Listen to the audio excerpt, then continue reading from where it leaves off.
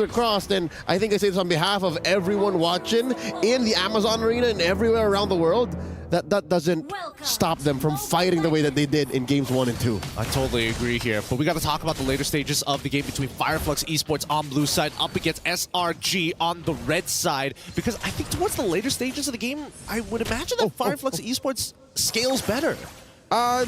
Yeah, I mean, mainly because Rosa can actually pull out 2 feathered airstrikes between engages. And again, you can only really hearth guard once for the shock value. So after you pop out, if the fight doesn't last longer, then, you know, you're just out there throwing love waves. You're just gonna exist, you know? Yeah. You're just a heart guard, you're a heart guard bot, right? Everything after that is just a bonus. For the time being, let's have a look at the emblems so far, because it looks like Alien is going to take a more defensive approach with common emblem, making sure that he has plenty of armor to keep himself alive on top of the tenacity.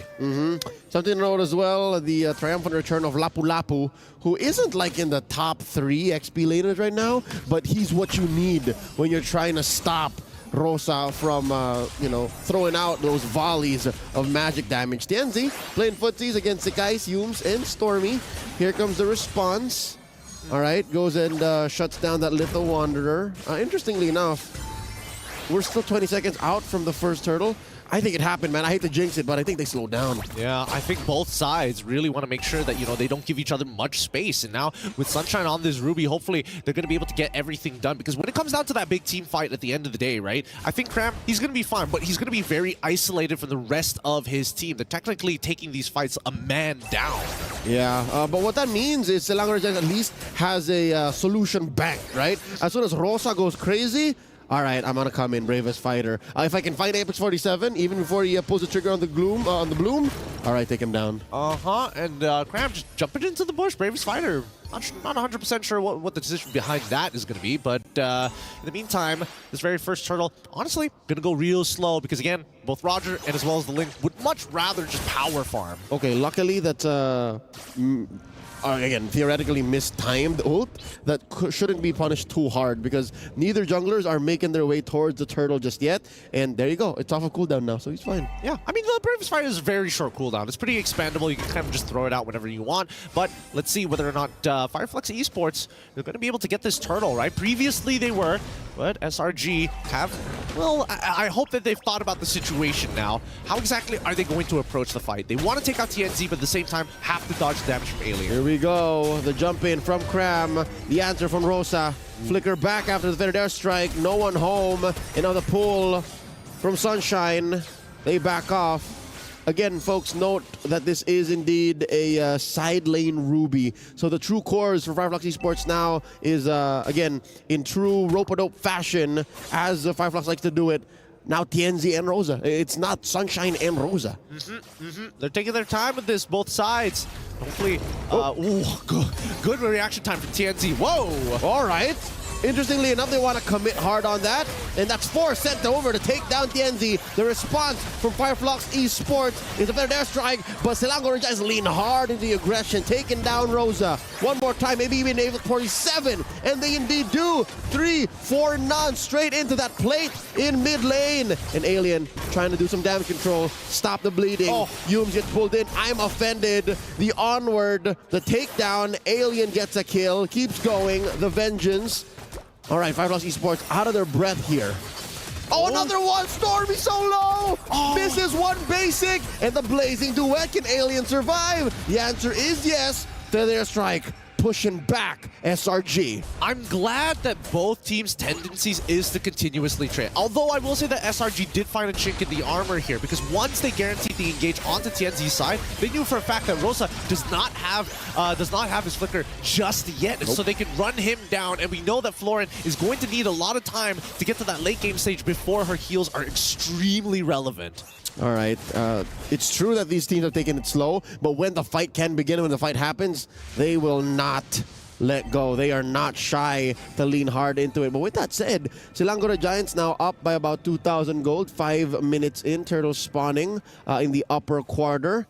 interestingly enough, I don't know how this 1-3-1 setup for Fireflux is going to go, man. It changed their dynamics so much. It does. It does. It makes them very reliant on their battle spells to get a majority of things done, right? Even when you're looking for those big engages, Alien, problem, unless somebody face checks a bush and, well, it happens. But at this point of time, hopefully SRG recognize that they can honestly play as slow as they want to, but as soon as they find that very first kill, it's about how much gold you get against Fireflux Esports when it comes down to their economy, whether it's jungle camps, ideally when it comes down to neutral objectives. Luckily, Fireflux Esports, despite, stepping up to get into these fights, aren't letting go of that prime objective, that prime priority here in the early game is to farm up, get some items on you, because good news for Alien is he already built his Thunderbolt, so he can just start getting the enhanced basic attack, smacking his opponent, and building up those hybrid defense stacks. Yeah, I think that, I'm pretty sure that Alien is going to go with the same build that he did in the previous game. Thunderbolt into the Queen's Wings, and then eventually maybe even into the Oracle. But for now, let's see whether or not Yomes is going to find that engage. All right, Turtle secured here by SRG. Whoa. And the knock-up, forcing a response here. Tempest of Blades now. Heartguard waiting to be cast. Sakai says, never mind, I am safe. SRG happy with the major objective pickup, now approaching 3K ahead. Yeah, no disrespect from both of these teams, right? Really playing it slow. Okay, it's just a small objective, not the end of the world. As long as our structures are up, maybe we can do something with that. Because these rotations are basically man-to-man defense from both sides, right? If somebody leaves the lane, we have to follow. Which is, again, despite it sounding counterintuitive, the man-to-man defense against a 4v5 with the Angela inside one of them is actually the winning combination. Up top, Alien going 1v3. Yume, Stormy, and Cram want to fight, forcing out a flicker from Alien for his own good. Okay, that's not too bad. Oh, down bottom. The stun on the Innocent. How far can they dive? In goes TNZ. Tempest Blaze knocking up TNZ. He's taken down. Sunshine takes a few hits. In comes Sakai from the back. And Sunshine healing up a bit, but no, there's not much Apex 47 can do. SRG trade out. Man, I love it. I love the micro mechanics there because Stormy, he knows who exactly he wants to give that heart card to, but he doesn't want to put the indicator on top of the person, right? Which is very visible to everybody on the map. So you can see that even TNZ is like, oh, they probably have it, but there's a good chance that it might be able to get the execute before that happens. They're weaponizing the information. They don't want to give Fireflux Esports that level of a tell. And here we go. Sakais goes for the Grand Theft Orange. Pushing in mid. That was just Cram and Yumes. Yumes and Cram. Now the answer. Their strike. I think Rosa needs a little bit more firepower. Yeah, I mean, Rosa's been taking the brunt of the punishment here, always having to use his flicker every time he gets compromised on the position of his feathered airstrike. And Stormy, on the other hand, is like, I don't have to worry about any of these things. I just have to be a good team player. However, I will say that Cram quite ahead in the game. He may have lost his tier 1 on top side, but so far, he's been winning out these trades against Alien as soon as he uses that Bravest Fighter. All right, let's see again, another 3v1. Stormy throws out a love waves. From the back line, in comes Rosa. Tempest of Blades, taking down Alien. Now here comes the cavalry, and by cavalry, I mean the rest of Fireflux Esports. All right, deterring any further aggression. All this while, SRG was just bursting down the Lord. They got even us distracted. Oh man, great diversion here. It's like, I'm gonna dive, I'm gonna look maybe to take this tier 1, but at the same time, oh wait. I'm offended. Cram, can he survive? Damage reduction and iframes in check. Yes, the answer. Continue, Gideon. Yes, these diversion plays, it's great because now it's like SRG saying, we've learned from the previous game, you gave us 2-prong attacks, and worse yet, our draft didn't exactly give us answers. Oh my goodness, where did he go? Wait, how far ahead is Innocent? Got the 2-man onward Earth Shatter, and then the rest was history. Tempest Blaze defensively out. That's just how far ahead SRG is, man. 6K ahead, 6K gold. That's, what, 2 items on each core. But that's what I was thinking. It was coming from Sakai's, not Innocent specifically. I guess he was max stack on top of it. We'll see in the item list in just a little bit, but hopefully, Fireflux are able to defend their inhibitors. They can't just give away these for free. This is uncharacteristic. I am not comfortable with the way SRG is dominating Fireflux Esports. Given how games 1 and 2 went, it's as if SRG is a whole nother team. It's as if Fireflux Esports forgot everything that happened in 1 and 2, because those were very close. This This is far from it. Yeah, and a majority of the lead is actually coming from Innocent. He's got 8,000, he's 3,000 ahead of Sunshine at this point of time with the full Trinity build. Huge. I mean, oh, here we go. We'll talk about it later. The fight happens. Yumes gets taken out, and suddenly in the back line, they die. AMX47, Sekais, and Stormy, and Sekais. Them is a Blaze in the back looking for TNZ. Alien has already fallen. A 1-for-3. Massive gains for SRG. Huge gains, 2-10 so far is the kill score. 8,000 gold lead, damage dealt Klon as well as Lapu Lapu. Both of the side lanes right at the brink. All right, so we were saying how that's a huge 3K, 3,500 between Sunshine and Innocent. Mainly because you're a fighter, right? You can afford to build semi-built items or halfway built items compared to Innocent, who has to build his Trinity, which he now has.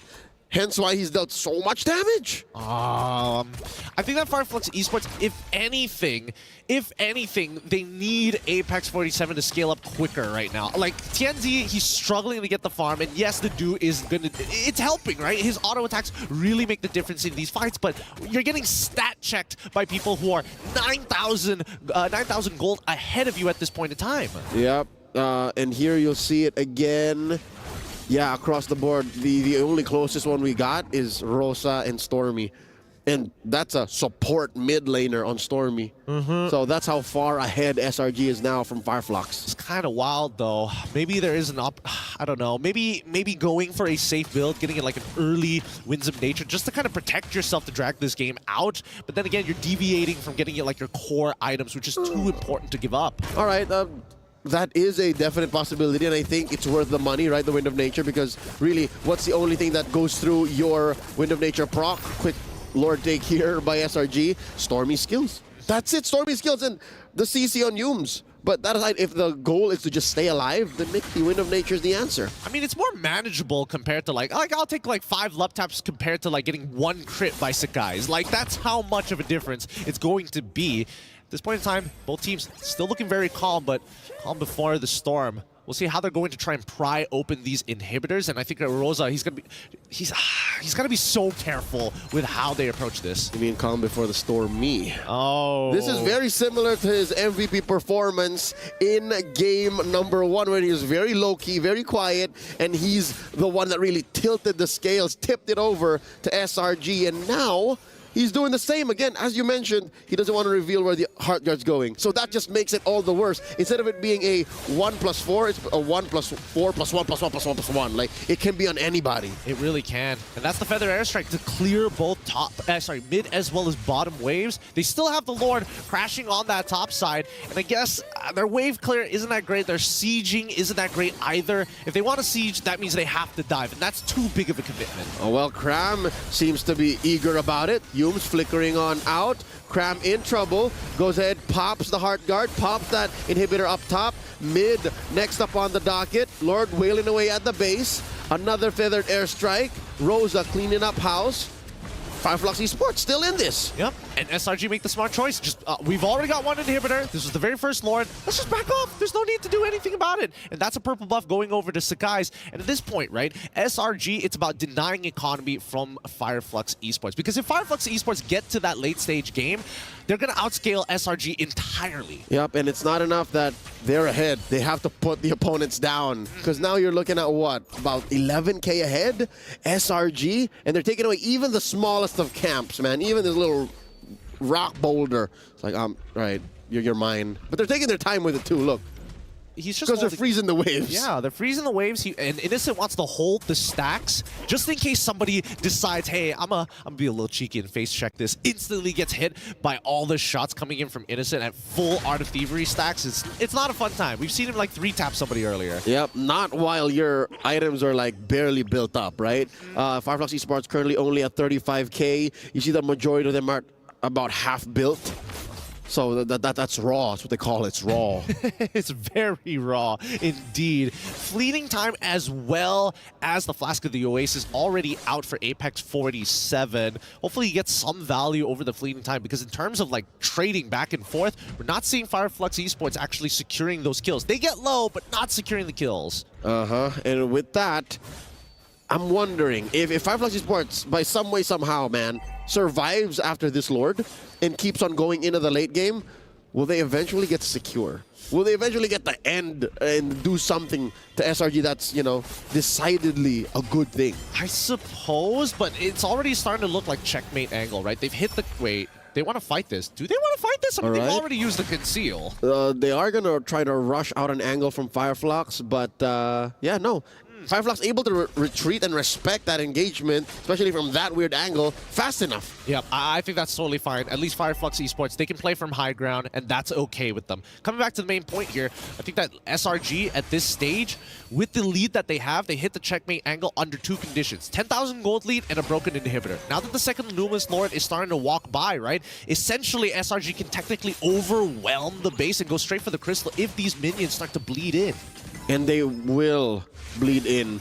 I think it's just a matter of time before even Rosa's ult will not be enough to clear out these waves. Cram and Yume catches a few hits, and no, interestingly enough, I think we're approaching that fulcrum, that apex of Fireflux Esports' power spike, where maybe they do survive. Maybe it doesn't cost them too much to actually just clear the waves and force out an odd angle from Selangor Giants. In comes Cram and Yumes and Sikais and the Blazing Duet inside the base. Innocent takes down the turret. Alien put down to a quarter of his health, so is Apex 47. The Heart Guard onto the Marksman. They keep on going, clearing the waves. Fireflux Esports still alive. Honestly, great stuff from Fireflux Esports. I knew that they had decent high ground defense, but better yet, if SRG tries to do some funky business, trying to get overly aggressive, starts to overextend their hand, that's when you see Fireflux snap back at them. That's why Sunshine is so very important, as well as Alien to kind of follow up upon each other while generating space for Tianzi and Rosa. And it's not like anything changed. I mean, there's still a gaping 11K, 12K gold lead for SRG. Nobody died, and it's not like they got anything changed in their kit. But wait, here we go. A concealed play from Yumes, trying to spot out Alien, answers the final slash. The Heart Guard in the back line, the feathered airstrike from Rosa. And now they're jumping backwards. The Heart Guard is going to keep Sakai's alive as they disengage from this fight. I mean, unless we're seeing something aggressive from TNZ, despite having the do, I don't think he wants to go further than this. The Lord's coming up in 48, so better not to die. Is this it? Is this that moment wherein after everything from Selangor Giants and Fireflux still standing, does Stormy just exist? Yep. All right.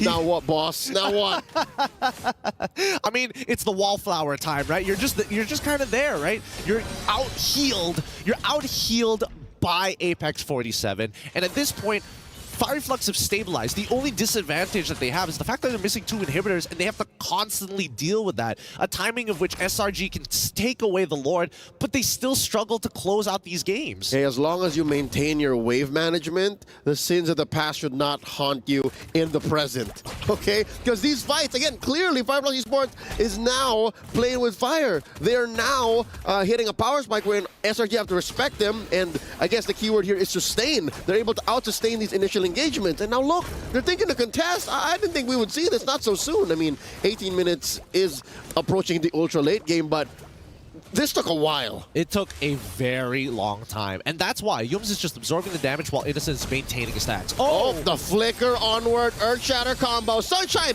answers back. Blazing Duet onto Innocent after the Heart Guard. And they do take out Sunshine. Alien falls as well. The jump in from Cram. And that's about it. Oh. TNZ falls as well, and it's just Rosa standing left. The Queen shall soon see the base fall because SRG have set up a wave in mid and in top. What can Rosa do? I mean, Rosa is going to have to try, right? Feather Airstrike should be coming back up at some point, but nah, it's over. That's it. That's too much momentum. GG.